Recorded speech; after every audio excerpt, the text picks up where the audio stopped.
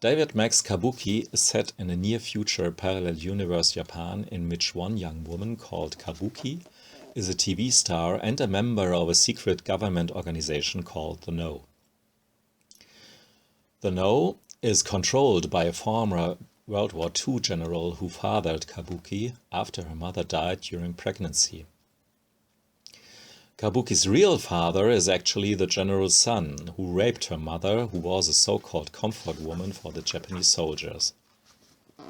The No, spelled N-O-H, is a small group of female fighters hiding behind masks and artificial identities. The story starts with the confrontation of the No with the general's son, who tries to take over the Japanese underworld. This may sound like a good premise for a Quentin Tarantino movie, some kind of Kill Bill 3 or so. But in fact, David Mack's rendition is as far from an action-based samurai spectacle as you can get. Despite of some brutal stuff that is told through the caption boxes, nothing much happens in terms of depicted events during the run of these 4 beautiful library editions. By the way, these books are gorgeous and, as all Dark Horse library editions, very priceworthy in my opinion. You really can't complain for getting one of these beauties for under 40 euros or dollars cover price. I heard about complaints about the reproductions being blurry in parts, but that's often due to the original, I think, to the original artwork of David Mack.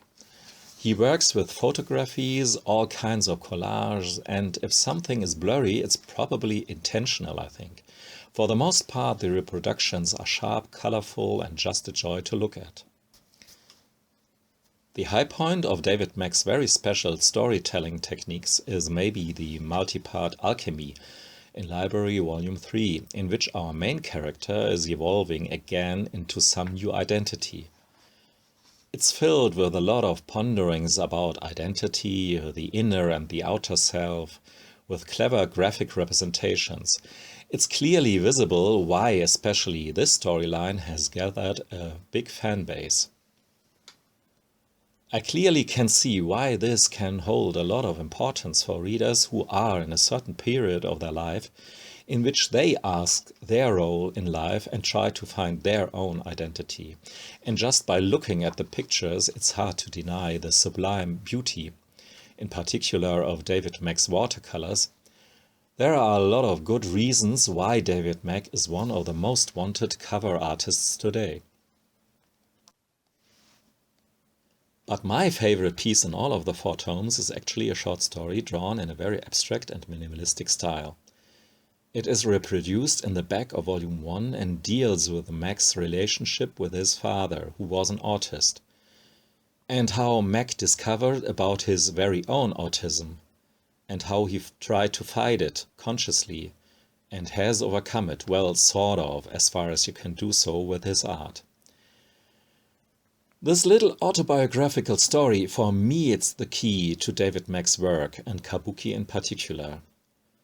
Kabuki struggled to find out about her identity, her relationship to the outside world, the yearning to hide behind a mask, the constant reassessing of her past, obsessing about tiny details. This suddenly makes all so much more sense when you try to view it through the lens of autism. But to be honest with you, trying to actually read all the 4 books in one read-through marathon during a week or so can be a bit of a chore. The constant repetition, not only of the story, but of the images as well, can be a bit distracting, sometimes even annoying. Some drawings are used again and again and again, sometimes just slightly altered in size or orientation. They are beautiful, of course, but when you look at the same 2 drawings copied and copied for the run of several pages, while being spoon-fed lots of intricate observations and philosophical navel-gazing, I have to tell you, sometimes I'm not in the mood for that, and wound up just flipping a lot of the pages. But whenever I find enough patience, it was and is a fascinating read. If you like a bit more old-school comic cartooning, you may check out Volume 4, which contains stories about some other members of the Know, drawn for the most part not by David Mack, but by Rick Mays, Mike Oeming and others.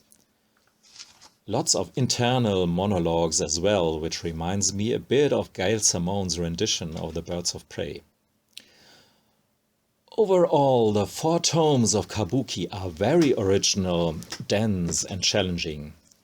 But be warned, if you expect to be blown away by action sequences, you're probably in for some disappointment.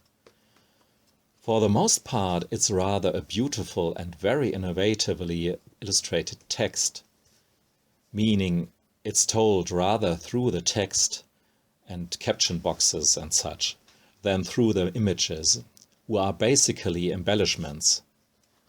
But what embellishments they are! Thanks for listening and watching. Goodbye.